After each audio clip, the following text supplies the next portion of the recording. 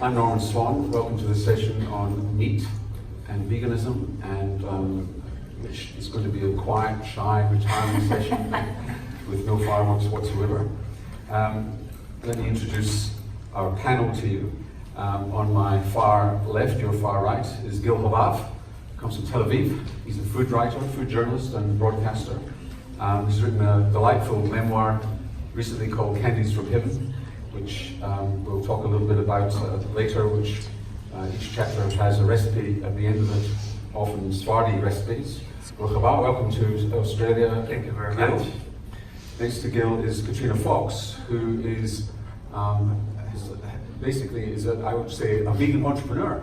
She runs vegan businesses as an educator, writer, and an activist, I would say, in the area of veganism and its environmental impact and its nutritional effects and so on. Next to Katrina is Matthew Evans. Matthew Evans is a chef, a farmer, runs a farm in Tasmania called Fat Pig Farm, which has a restaurant attached. He was once a vegetarian and is a food writer and critic. He did a documentary for SBS called For the Love of Meat, and his most recent book is called On Eating Meat. And last but not least is Lisa Donaldson, who's a nutritionist, dietitian from here in Canberra. Please welcome our panel.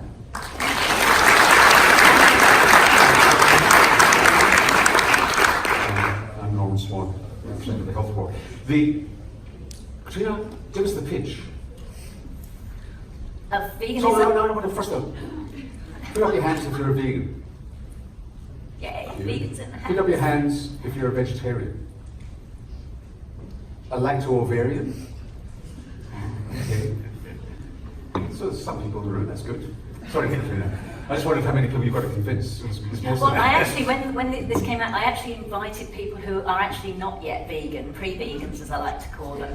Rather than preaching to the converted. So, yeah, look, I've been vegan for 22 years, so well before it became cool and trendy, and I never thought in my lifetime I would be cool and trendy. I like disco, glitter and bling, you can see. So it's actually been really interesting seeing the rise of veganism and vegan lifestyle. What made you see the light?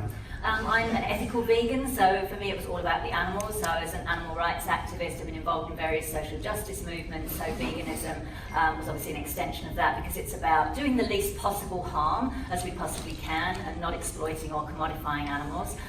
So that's always been my main reason. Later I found out the health benefits and the environmental benefits, and that was like a bonus, which is great. So I think it's been really amazing seeing the rise of this lifestyle, and basically my aim is really to let people know you're not having to give anything up. It's not about sacrifice, and to really focus on the benefits of veganism. It's absolutely amazing. As I say, I've been vegan 22 years. I only wish I'd done it earlier. And you're 95, so stop.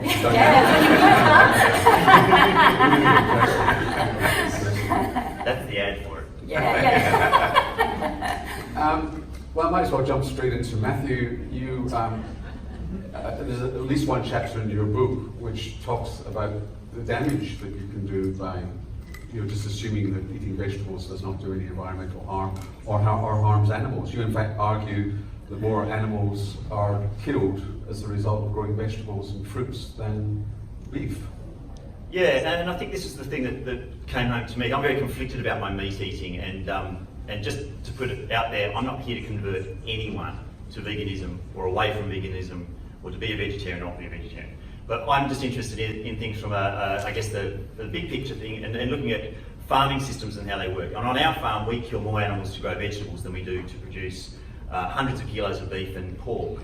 And the reason we do that is because when you have a garden, we have a market garden on our property, other things compete for what you grow. But if you grow nutritious, delicious food, something else wants to eat it. And I thought, well, if we kill more animals on our farm, and a lot of them are insects, which I know a lot of people don't care about, but I actually do, but a lot of rodents and things like that. And I wondered which are warm-blooded, suckling mammals. So I also wondered if that happened more widely. So I looked more widely and found that yes, farmers kill animals all the time, and not for you to eat meat, but for you to eat fruit and vegetables. So when I go to my local orchardist and buy apples or apple juice, I know that he kills 120 possums a year to grow apples.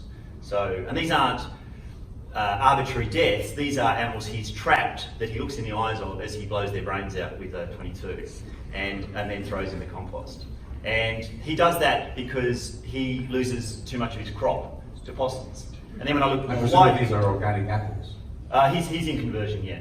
Right. Yeah. But it's not about being organic, because to keep possums out is too expensive with the fencing, and no one's willing to pay the price of apples that you would be able to keep have possum-proof fencing to keep possums out of your apple orchard. So I know orchards to kill possums. I know people who grow pistachios who shoot cockatoos.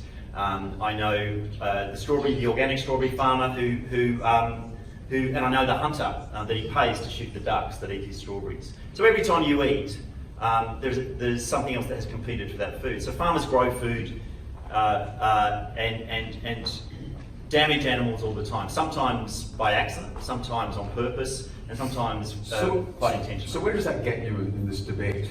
Where it gets me to the point of is you can't get really anxious about death. Now, it's really easy if we all look into our heads and go, oh, I remember the Alison Lester book from when I was a kid about the farm and the pretty farm animals, and they've all got soft brown eyes and they're warm-blooded and they're cute. Animals come in all shapes and sizes. The ones we kill the most of are slimy, small slugs and snails, things like that. But they all have a purpose in the world. Things die all the time, and they might die for you to eat apples, they might die for you to eat strawberries, to eat rice, whatever they die for you to eat. They might die for you to eat meat. Don't worry about. We should try to work out how to do things better as humans. But if you just focus on death, and if you only focus on death of warm, cute, furry animals, then you are doing farming and ecological harming a disservice. Because good farming happens within an ecosystem. It's not the same as a wild ecosystem, but good farming happens within an ecosystem, and animals are part of a good ecosystem. So we have to look at how we grow things. What are we happy with as human beings? If you're not happy eating something that's warm-blooded and lived on a farm, then that's no good. But you've got to understand, death happens all the time for you to eat, right? When I read the philosophy of not eating meat, the overwhelming theme that comes through is the people who say don't eat, don't kill usually warm-blooded animals, don't kill the livestock that we do for food, don't farm. 99% of you don't grow the food that you eat. 1% of Australians farm for you.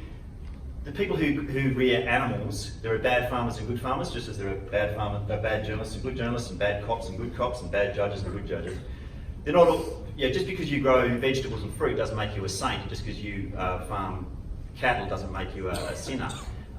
There are good ways to do things and bad ways to do things, and we have to look at animals in context. And understand that, for me, it's more about the life of the animal than the fact that there is some death. So, Gil, when you sent me a note just before while we're preparing for this, and you said two things. One is don't forget nature is the enemy, and the other is, which I actually, it's not a surprise really, but vaguely surprised that Tel Aviv is vegan central.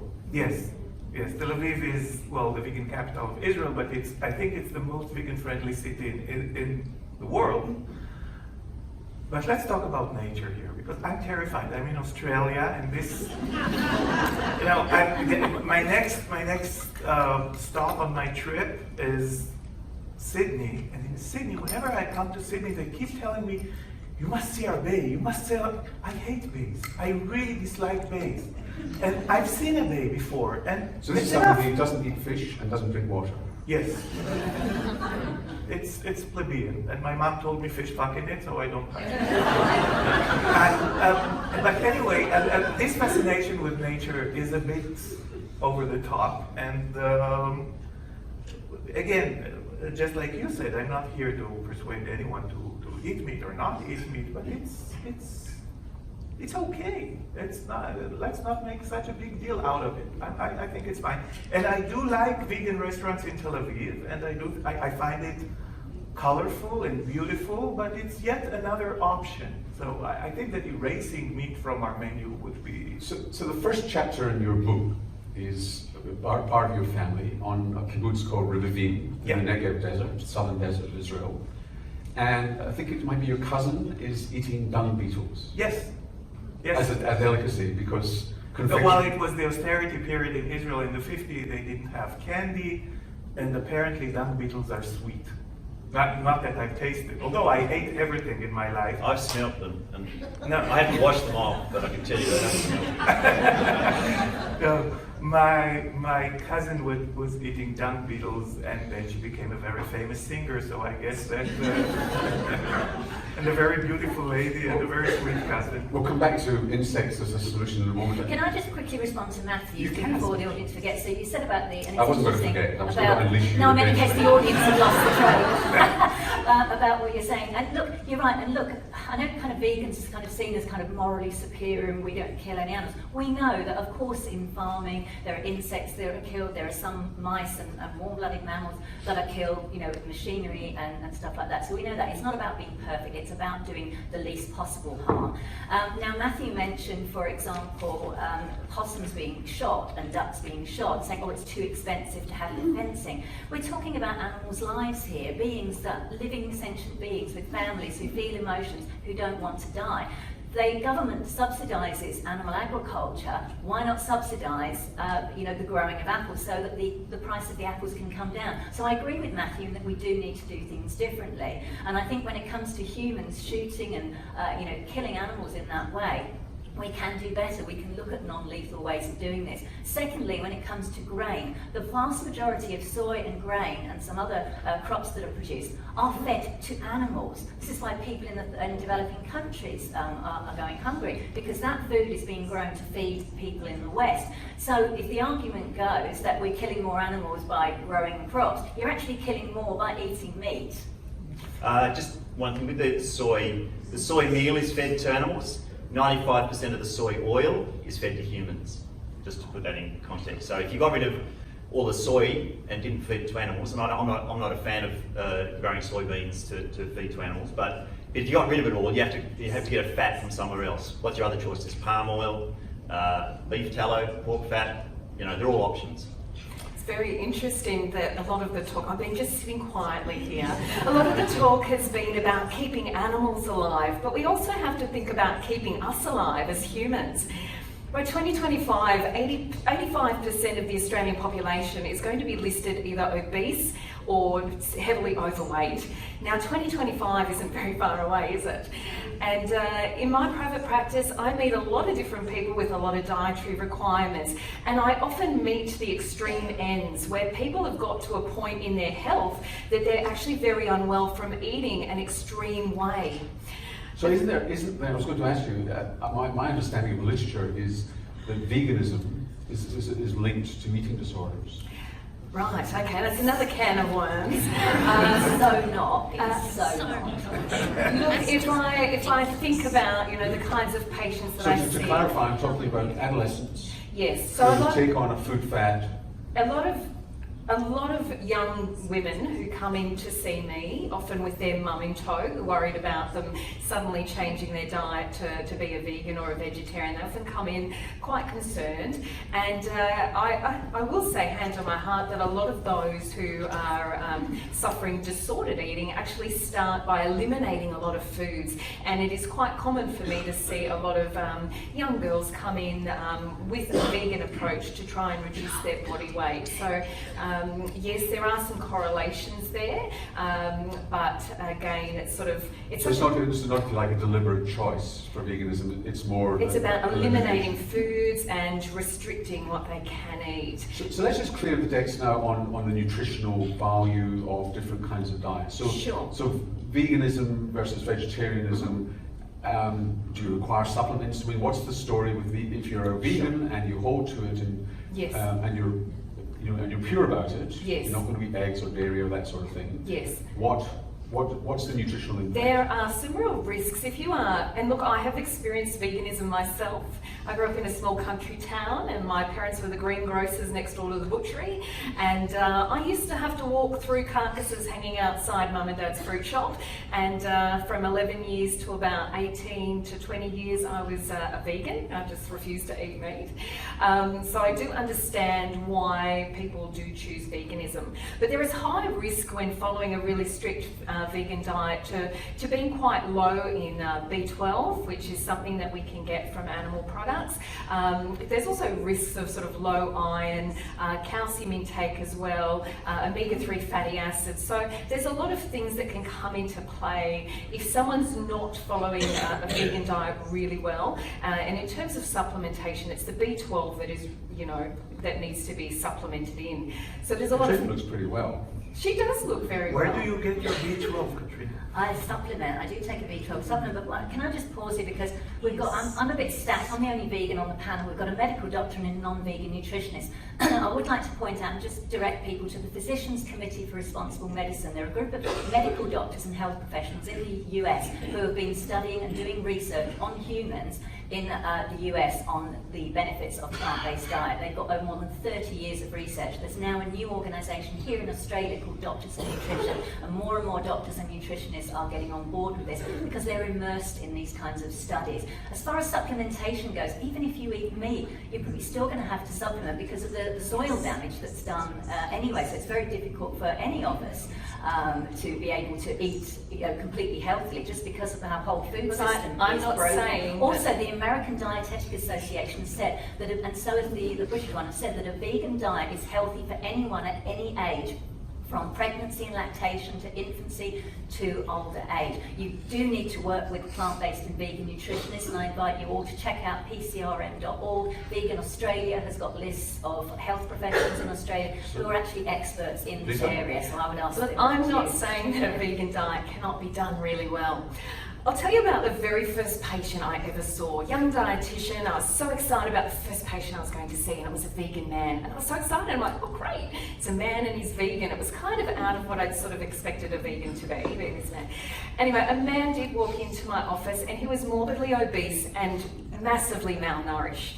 Now, this was a man who was following a vegan diet, but very, very poorly. And his diet consisted of hot chips and tomato sauce for breakfast, lunch and dinner. Now, technically, he was... with that is very delicious. He was just not aware of how to manage a vegan diet. And he didn't want to eat animals and all of those sorts of things, but he was morbidly obese and he was malnourished. And so there are extreme cases that I see as a dietitian where someone hasn't got the knowledge and the education to actually implement a really good vegan diet. So I'm not saying that vegan diets aren't great. Some of the longest living populations in our world, known as the blue zones, eat very high plant-based diets, and there is evidence to show that it is health beneficial.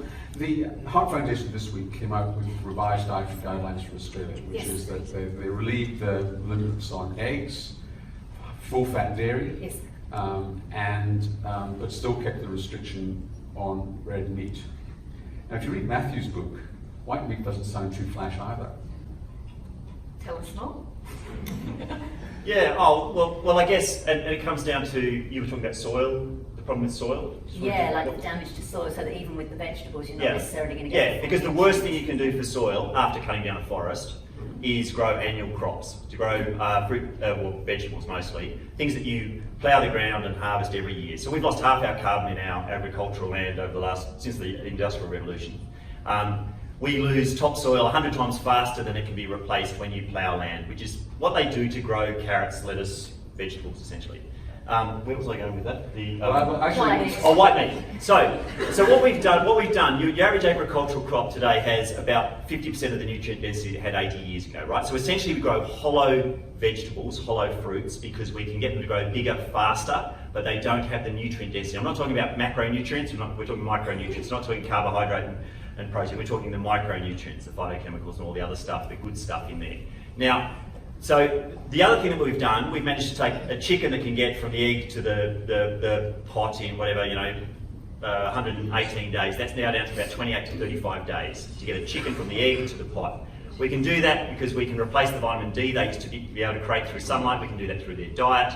We keep them in sheds, they don't move around much, they're kept in the dark most of their life. But the average chicken today has a third less protein than it had 50 years ago. So when you eat chicken today, you have to eat, 50% more than you would have had to have eaten 50 years ago to get the same nutritional benefit. The other thing that's happened is the fat profile in the meat has changed. Because we now keep pigs and chickens inside and we feed them grain, these animals are actually used to eating leafy greens, like they're very, I guess, like us, and leafy greens provide a higher proportion of omega-3s in the fat of those animals. So the fat profile of the chicken, the modern chicken, is very weighted towards omega-6. And even farmed salmon eats chicken. Yeah. So the result of this Which chicken supports Gil's view of the world, but it it does. Yeah. So today's chicken, which is produced really cheaply. In America, they feed the litter, all the stuff from the bottom of the chicken shed that has all the poo and the feathers in it. They feed that to cattle because it's quite a high source of protein. Can't do that in Australia, but what they do in Australia, they feed salmon pellets. The pellets have soybeans.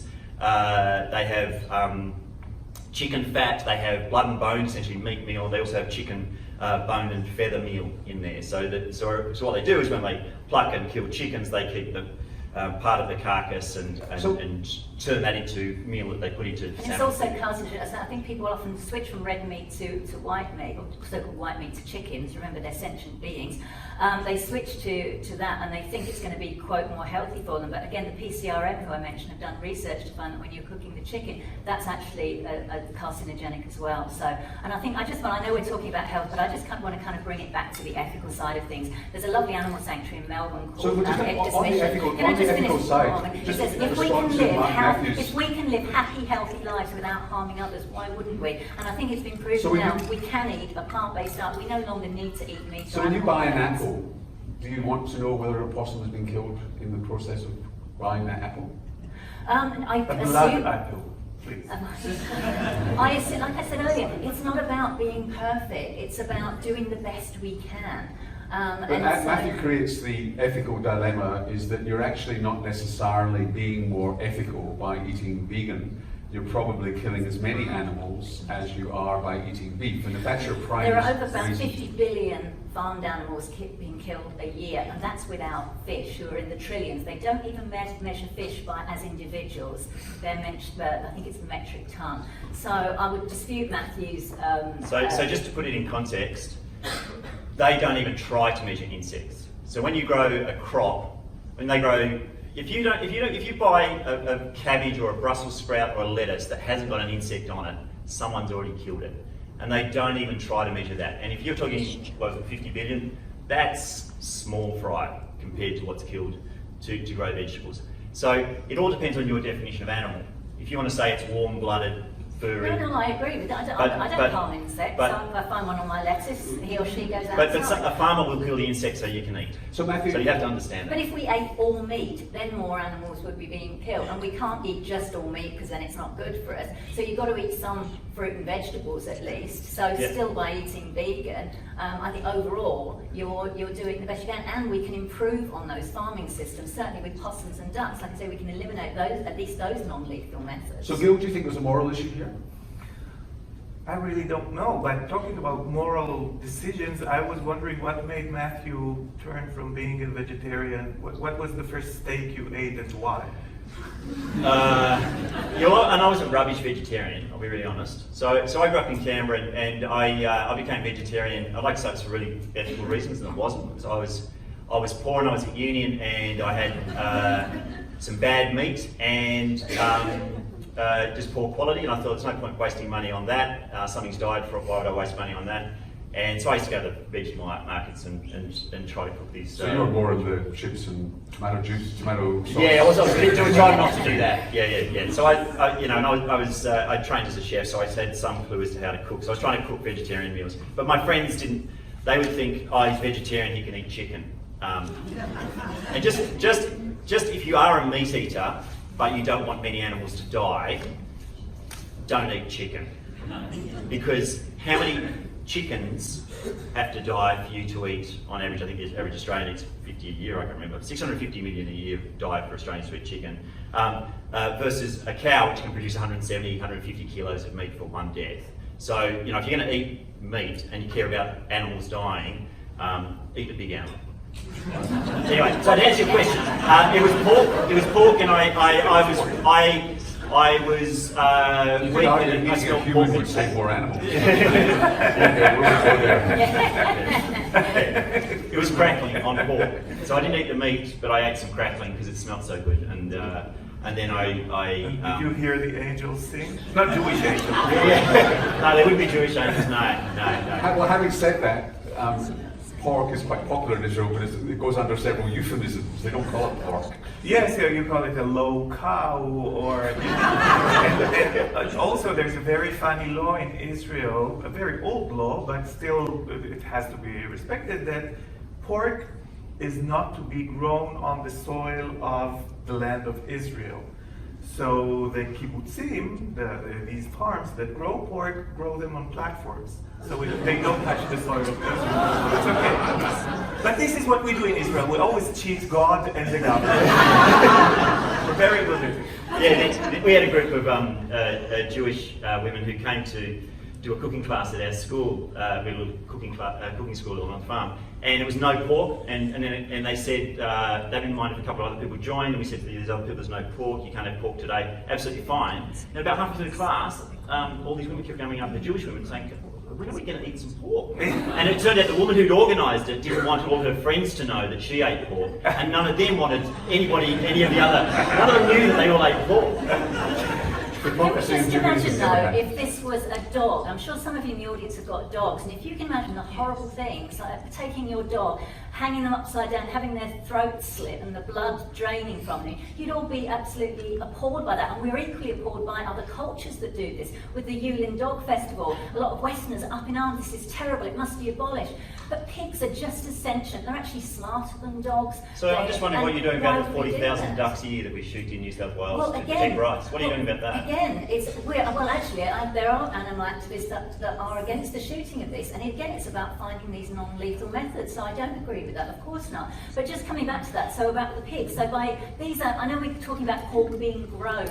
These are living, sentient beings. If you wouldn't do what we do to other animals, So just to a support, dog or a cat, just to why support would we do Katrina this and to other Matthew, animals? you've got this incredibly moving story in the book about Floyd. Tell us the story of Floyd. Yeah, so Floyd was a boar that lived on a farm near us, and these people had these pigs, and they were breeding the pigs, and then Floyd and Nellie were the breeding the sow and the boar, and then Nellie died one day, probably of old age, and so a mother pig is really big, a couple of 100 kilos, and so they got in an excavator and they dug a really deep hole and they buried her on the farm. And Floyd was within an electric fence that in his area of the farm, and he,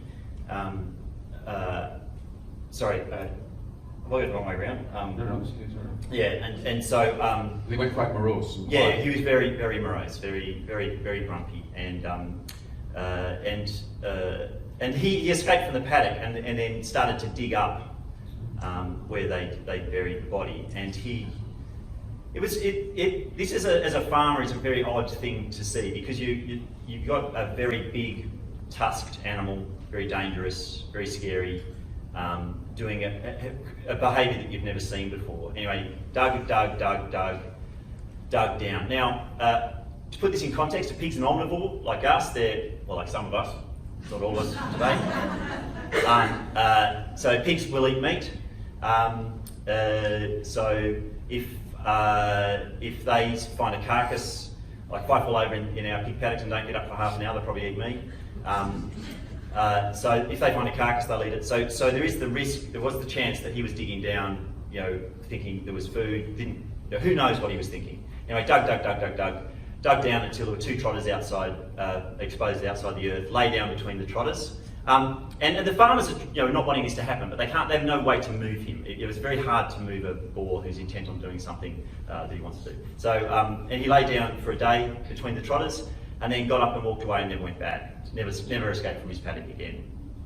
And the reason I put that story in the book, and because I want people to understand, as you do, that pigs are a very intelligent animal, a very sensitive animal, but that we don't know what Floyd was thinking, right? We don't know, was he grieving? Was he hungry and got down there and went, oh, actually she smells a bit off? Was he just going, where the fuck's she gone? I think she went into this hole, I'm going to go down and see whether she's down there. And it's very easy for us to go, oh my God, his heart was broken, you know, he lost the love of his life, the only woman he'd ever been with, you know, and to dig down and lay there. What did you think? What did I think? I don't know what to think, but what it made me realise is that if we think we know an animal, we don't.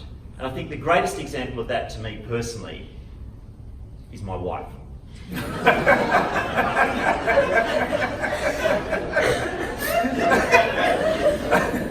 I live under the same roof as her, I'm the same species as her, we share a language, and there are days when I have no fucking idea what she's doing. And so it's very easy to put human emotions onto things and say that was happening, but we don't know. And I don't Have a look at slaughterhouse Katrina's point. footage. Have a look at slaughterhouse footage and look into the eyes of those animals who are So terrified that's- and struggling that's to my die. point, We Matthew. can assume some. We're not anthropomorphising. I get that we don't do that. So, but- They do. And actually there have been studies to understand that animals are sentient. They do feel emotions they might not experience exactly the same as us. But look at those eyes, those fears of terror. Watch Dominion, The soft which is brown eyes, Australian not the insects. footage. So how do you then go and kill the animal to eat? I mean, Yeah. reading your book almost turned me into a vegetarian. Maybe not a vegan, but almost a vegetarian, because you describe the appalling circumstances of industrial agriculture. Yeah. How you were shut out of farms. How they're still using antibiotics in vast amounts. Of the cruelty of the average slaughterhouse, exactly what Katrina's talking about now. I mean, you agreed. I mean, what Katrina just said, you agreed with her in that book, in your book. You're not demurring from some of the things that just are really. So how do you maintain it, and particularly on a small farm where you've got relationships with the animals, and you're going to pop one of them for your restaurant that week? Yeah, it's a really interesting question. So I'm very conflicted about death, and I find the whole process quite grim. But I think you have to go back and realise that we are only suddenly in all of human history separated from death.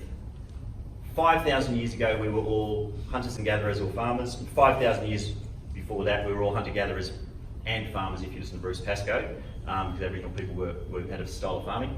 But essentially we all saw the consequences of our eating on the landscape and the animals around us. We were not separated from animal death, including human death, until very, very recently in human history. What's happened is we are now suddenly separated from death, and we bring a lot of angst and emotion, and we bring a lot of other things to this idea of death. The most death that happens on our farm, and I see it, I mean, I've got a photo on my phone of the tail of a wallaby that something killed and ate 2 days ago. The most death that happens on my farm has nothing to do with me. So what I do, and I don't, and it's not for everybody. So it's an eagle attacking a joey or something? Yeah, it was probably a hawk or an eagle taking out it looked like a small possum, a small wallaby. But you're kind of wriggling away from the real issue, which is that you yourself have got to kill somebody. Yeah, but Someone. Not your wife, something, hopefully. someone. but is someone a slug as well? Yeah, absolutely. But they die all the time. Has anyone got a garden at home and not killed slugs? Anyway, but so I don't recoil from the fact that death happens, and that's what I was saying before. Death happens. You guys have to understand things die all the time for you to eat.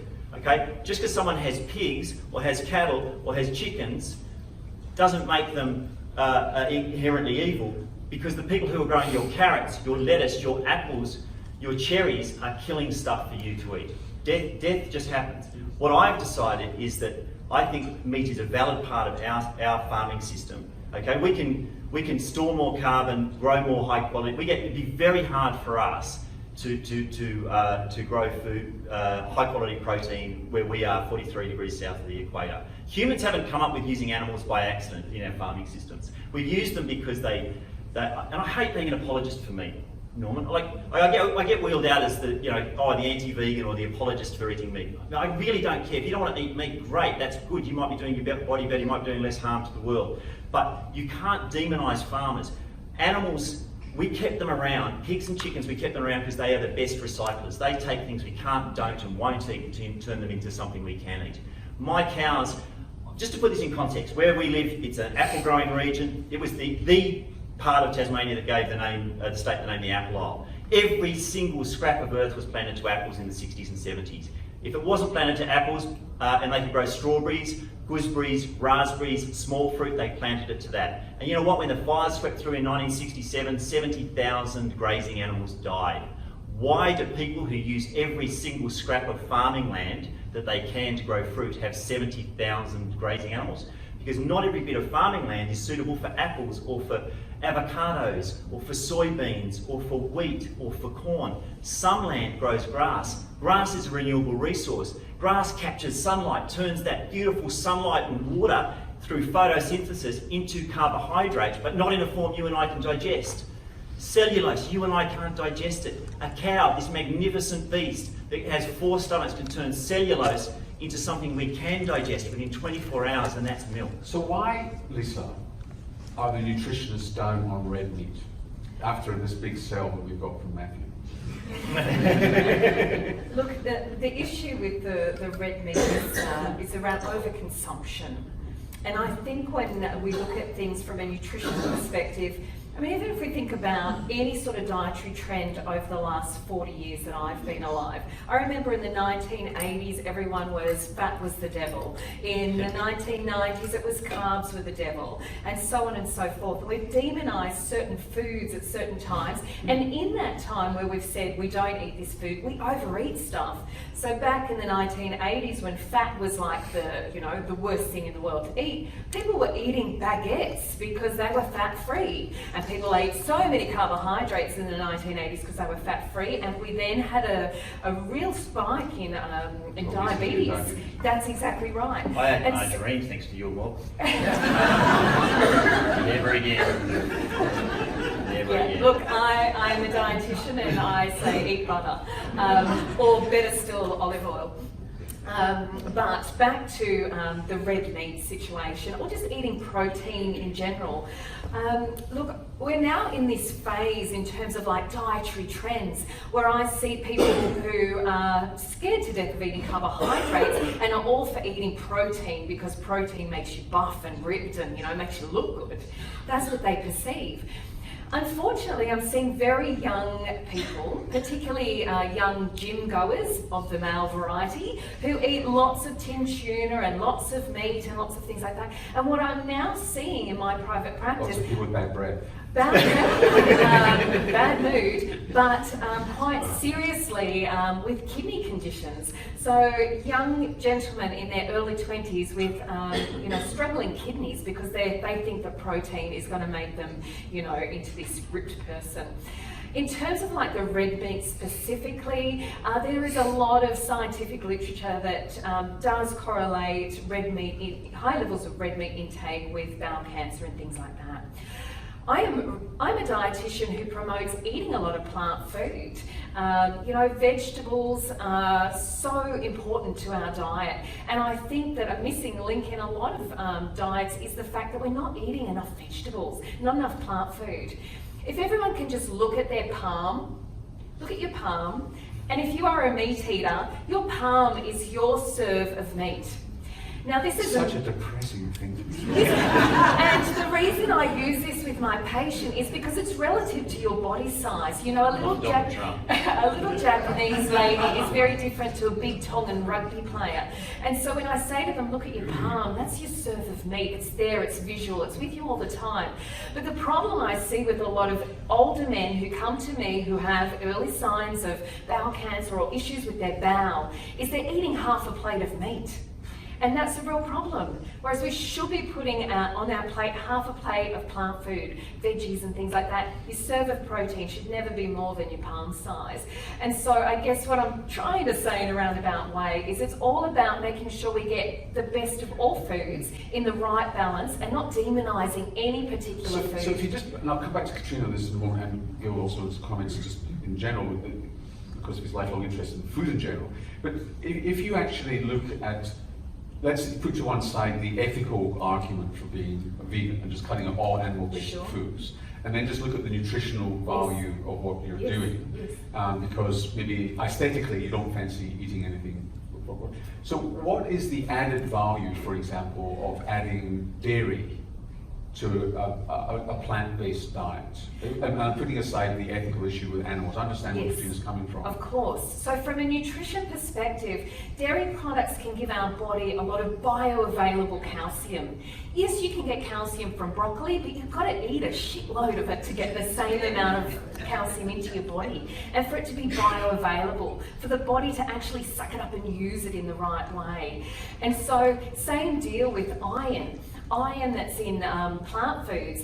You know, a lot of people who decide to follow a vegetarian diet don't understand that if they're going to eat a lot of greens to be, you know, strong like Popeye, that they've actually got to couple those greens with vitamin C to make it absorbable by the body. So there's a lot of hidden biochemistry within our body that a lot of people don't understand, but including things like our dairy products and our eggs provide us with things like that B12 and, you know, those micronutrients that we can't get just from plant food. Do you think we're somehow evolved to eat a mixed diet? I think, yes, I do. You know, I really feel, you know, I've done a lot of research around this, knowing that I'd be faced with, you know, someone very passionate about the vegan diet and someone passionate about, you know, consuming meat as well. And, you know... Maybe these two agree more than they disagree, actually. Do you think that's been much better? There you go. He's right. I know bits. I know. I've read some articles about it. But can I just say something briefly? I'm actually, to be perfectly honest with you, I'm stunned that you're promoting dairy with the calcium thing. That myth has been so well and truly busted. Please, people, go and check PCRM Dietitian. and Doctors for Nutrition. Also, dairy has got a certain amount of infected pus and blood. So please remember that when you're eating your ice cream. There's so many amazing vegan alternatives, by the way, and we know it's not a health product. I get it. But just on that, you know, I'm actually protein as lactose well. intolerant and I don't eat dairy products myself. So, you know, please don't have a personal attack there. Dairy It's not a is personal delicious. attack, it's No, not no, it's no. so knowledge. Gil, Calcium myth. Gil, For me, calcium myth has Gil, been where do you- busted. Gil. We're going to boycott cheese now. What's left in our world? Amazing vegan cheeses. no. Amazing vegan cheeses. No, don't Please, calcium nuts. It was 22 years ago. Vegan cheese is horrible. It's amazing There now. should be a law against No it. blood, no blood. I heard a vegan comedian say she's foregoing pleasure for self-righteousness and cats. So, Gil, is the answer here fake meat? Actually, you know, fake meat It's is not... plant-based meat, not fake meat. Let's call it plant-based meat. It's Weird not fake, it's real. It's not that bad. It's not that bad. It's way better than Not fish, that of bad. course. Talk it But up. no, I've tasted it and it's not that. But I don't believe that it would replace meat. I just don't believe it. People love meat. They want to eat it. Now, it's good that there's an option, of course, for people who, for whatever reason, want to avoid eating meat. But it's not going to. It's all very And- well to and say also- when you're not the victim, though. There's a victim in meat. People talk about a And choice. It's apples. my choice to eat. And apples. pistachios. And lice. There's a And victim in lice. meat. You are intentionally choosing. Well, you don't kill lice, you have to to be kill here an to animal. When my daughter had lice, I turned into a murderer of lice. I was the victim of lice. Yes. They're all someone, Gil. Yes. At the base of this, I feel like there is no perfect diet, and I feel like everyone is quite passionate about what they eat, and everyone's an expert in what they eat. However, you know, I think what we need to do is think about foods from a macronutrient perspective, and we need to make sure and ensure whether it's a vegan approach or a eating approach that we are having adequate amounts of protein, which fills us up and really satisfies us, whether that comes from a lentil or a nut or a piece of beef. You know, that we do actually make sure that we're getting those macronutrients for good health. But bottom line is, if we can make every plate of food that we ingest half a plate of plant food, whether it be vegetables or fruits, then we are doing good things for our body. Yeah. But if we can do all that without harming someone who doesn't want to die, then veganism is the way to go. But Unless I've you're eating never met conscious- anyone who became happy from lentils. It's impossible, and I'm all for vegetarian food. But I agree come on, with eating you. I lentils agree is with sad. you. I agree with you. Okay? Look, I've been vegan 22 years. There are people who have been vegan twice as long as I have. Fiona Fox, amazing marathon runner, see the film Running for Good. She's been vegan for 45 years. We have done the hard work for you. We've done the hard yards. We've ate the boring lentils and the horrible vegan cheese that tasted like rubber. Now you've got amazing choices, which are amazing. So I invite you all to drop these stereotypes of all lentils and hippies. Plant-based diet and veganism is more about more than just a diet, I'll just throw that out there, but a plant-based diet, a vegan diet is actually way more, you've got way more to eat now. You don't have to give up the taste of your beef. There are so many amazing things happening right now. It's an exciting time, so it's not all about eating lentils. I feel also that there is a lot of vegan options out there that are actually not very nutritious, and I'm talking about highly processed food products that are out there. You know, I meet people who are just like, well, I'm going to go vegan, and they eat these vegan biscuits and these vegan foods and excessively thinking that they have a halo around them and that it's very healthy to eat these foods, and that can actually be problematic as well. Absolutely. So, I was a junk food, when I first went vegan, because it was found, I was a junk food vegan for about a year. So I do agree with you on that, but let's not pretend that animal foods are healthy either. No one's saying that a plant-based burger is healthy, but no one's saying that an animal-based burger is healthy. You know, a burger and a pizza and all of that, that's a treat rather than, you know, the main, I guess bottom line is, if you decide to go down the vegan route, it's really critically important that you see an accredited practicing dietitian or an expert in that area, because I see time and time again people who are trying their best to be a certain But do diet. you think, I'll come to the questions in a minute, so I keep on trying. Do you think that people understand what it means? Because Shane Dillian, who runs Maha in Melbourne, he's very amusing on how he trains his staff to, to take an order, and people say they're vegan, but they'll have fish, or in other words, they don't really understand what veganism is. Yes, and look, I think at the heart of it, whatever dietary approach you're going to try, whether it be gluten-free or But do you whatever. get people coming to you not really understanding what they're eating? Exactly, yes. And I get a lot of people coming to me who've been brought in by a loved one to say, can you sit down and tell my daughter, my husband, my wife, my someone, what this actually means and how they can do this in the best way possible? Because if it comes from me, they're not going to listen. So as an expert, can you tell them what they need to do to make this as nutritious as possible? Let's go through questions now. Yes. We have some microphones. Why don't we just wait until we get... My name's Gil, and I teach at college here in Canberra in year 11s and 12s. And so I work with young people, but I also teach with people that are aged 30 to 60 plus.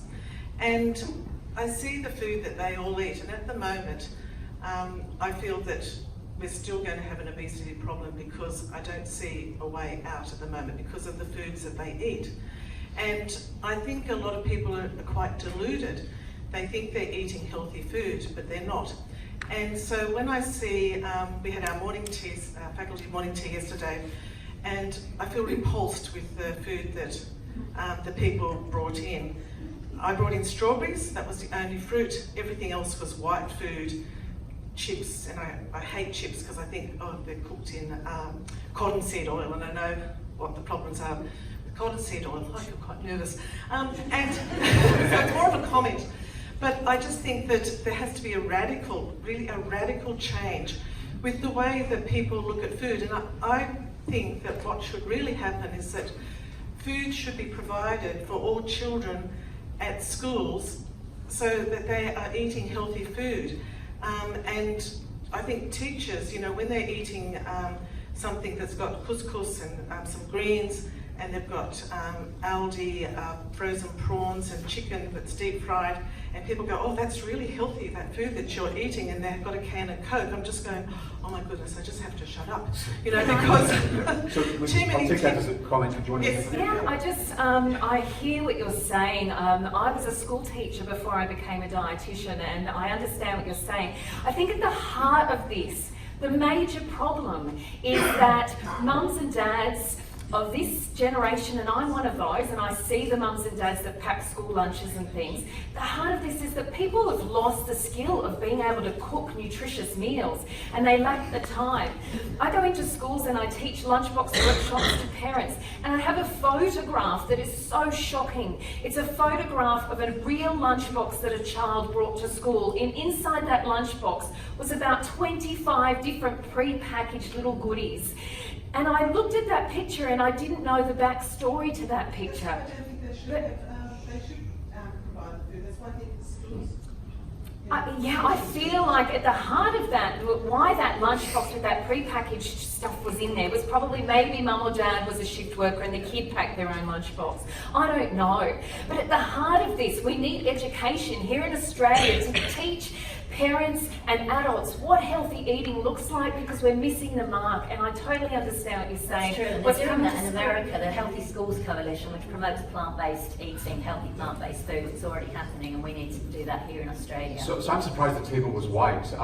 For 6 seasons, I was the medical host of Biggest Loser, and we used to show them the food they ate in a week, and it was all brown. The only colour was the M&Ms. Yes. Just keep talking. They'll turn the microphone on. Okay. I know there's been, especially Matthew, have been talking about a third way, so it's about the overconsumption. And we've been talking about life of the animals, we've been talking about death. What about some mindful in-between third way, which many religions, such as Judaism, have already been practicing, which is a very mindful, sacred approach to death. So kosher meat is kosher meat is killed in a very humane way, and there's a lot of humanity around the eating. Not that that's the only. You've never been to dinner in a Jewish household, clearly. Sorry. Just. But you're talking about balance there. Gil, do you want to comment? I think it's a sensible comment. Ideally, it's true, but I must say, coming from Israel, that when industry meets the ideals, I don't think that Israeli chicken are happier than Australian chicken, or Judaism aside, you must make a buck. But there's a broader point being made, I think, about respect. Yes. And respect for the food that's on your table, respect for the way it's grown and treated. I think one of the, and referring to the other lady who commented, I think some of our problem is quantity. Respect, it should be respect to yourself. If you shove too much food into yourself, then the problem begins. And I think that we have lost proportions here. This is the problem. But the thing is, the animal that dies, they don't care how much respect or gratitude you show towards them. You've taken their life and they wanted to live. Terms like humane meat, ethical meat, ethical omnivore, they are just marketing spin to make people feel less guilty about partaking in something that at its core involves violence, brutality and murder. But I'm getting interested in ethical apples, I must say. Yes? I'd just like to, this is probably a question for Matthew. In your book, you have been into a lot of these intensive farms. You've done a lot of research in that field. You've exposed a lot of what goes on behind those farm doors, or when you were able to get in there. I think if we all accept that death is inevitable, can we talk about cruelty? And I think, what are some of the ways you would recommend some of these intensive farms do different practices that are more respective of these sentient animals?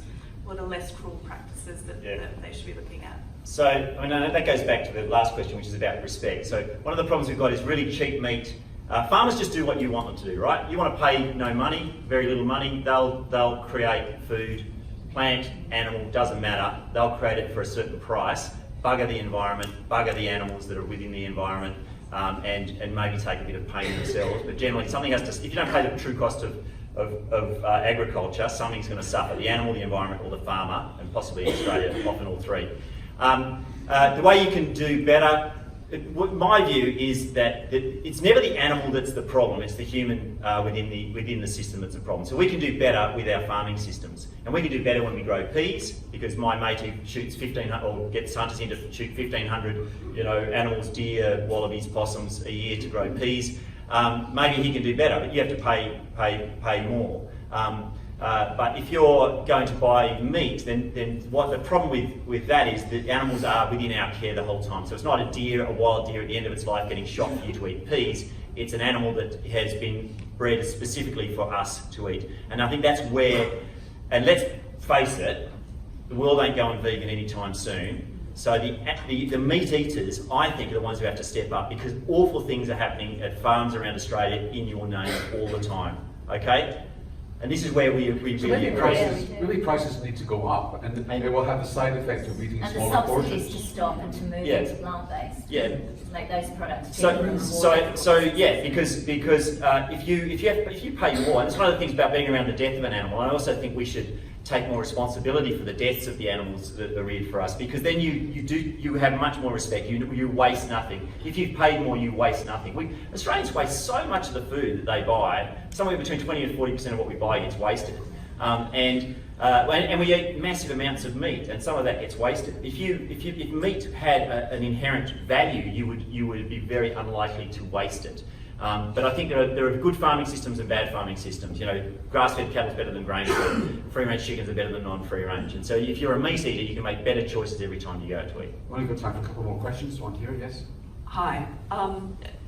Everything that you've talked about is fascinating, and I think that the nutritional issues and the ethical way that animals are killed, if they are killed for meat, are really important. But I feel as if the conversation's ignored probably the most important element of all, and it's the environment and the world's capacity to support the huge increase in population that's going to happen over the next 20, 30 years. And I don't know the figures off the top of my head, but there's some sort of clock that an organisation monitors about the capacity of the earth to look up, to feed us and for our consumption habits, and each year in about June we've exhausted our consumption. I can't remember the name of what that is. So I think the environment now, and I'm a meat eater and I eat meat with a great deal of guilt. Matthew, I'd be interested to know how you feel about the environmental side of things and the world's capacity to support meat eaters in the future. Yeah, so there are a couple of things with that. As I was saying before, it's a really complex topic that I delve into quite deeply, but I can't in 25 seconds or less. But not every bit of land, farmland in the world, can grow fruit and vegetables. Some of it is suitable for grazing. So like I was saying before, grows grass. Things can eat grass that we can eat. So if you want to use farmland in the most efficient way, possibly using animals is an okay thing. And also animals eat stuff that we can't, won't and don't eat. So they can recycle stuff that we have grown that might be things that we can't digest or the outside of fruit and vegetables or waste and turn it into something that we can eat. But so, the Brazilians are burning down forests. Exactly, because of the land clearing for beef production. If you're feeling guilty, and I acknowledge you thank you for being honest and admitting that you feel guilty. If you're feeling guilty about eating meat, please stop. Go vegan. And I'm not going to convince you to not go vegan. It's not. You can make your own. You're all adults. You can all make your own minds up about that. I'm not here to convince you about anything like that. But it's not the cow's fault that the Amazon's burning, right? That's humans' fault. Yeah. So a cow outside my window that eats grass, renewable resource, turns that grass into something I can eat, meat and milk, dies on my farm, does not put any carbon into the atmosphere in terms of the environment. My cow does not dig up oil, does not dig up coal, is not fracking I haven't seen it, fracking, right? So the big spike in methane around the world is due to natural gas extraction and fracking, right? It's not the cow's fault. Cows are not without blame in the human system, but a cow that eats grass, it's not adding any carbon. It's not drawing up 300 million-year-old carbon that's stored as coal, oil and natural gas, which are the actual things which are creating the greenhouse effect, they're causing the problem with the increase in carbon dioxide in the atmosphere. A cow on its own cannot add any carbon to the system. Only humans can do that. So it's not the cow's problem, it's the farming system. So animals are not the problem, meat is not the problem, it's our farming system that's the problem. And if you want to grow fruit and vegetables, you burn fossil fuels to plough the land, you use fossil fuels to spray the crop, you use fossil fuels to fertilise it, because they're all using artificial fertiliser. 2-3% of carbon emissions come from burning natural gas to create nitrogen fertilisers to put on fruit and vegetables. That's where green technology in the future can help. And remember, animal Cow manure is pretty good agriculture fertiliser. also includes the water, air pollution. Anyway, I think- so you burn fossil fuels all the time to grow fruit and vegetables. You don't to rear beef, but some beef, if you feed it grain, if you truck it a long way, if you burn an Amazon rainforest, if you cut down any forest, and they're doing it in Western New South Wales as we speak, that's a bad thing. It's And not the the Great cow's fault. Barrier Reef as well, apparently. Great Barrier And I'm Reef going to is get dying shocked. because of animal agriculture. I'm getting shot by the organisers, but I will take one more question and take back there. Just to your right. Just, oh, it's already been answered? Okay. Could you please join me in thanking our fantastic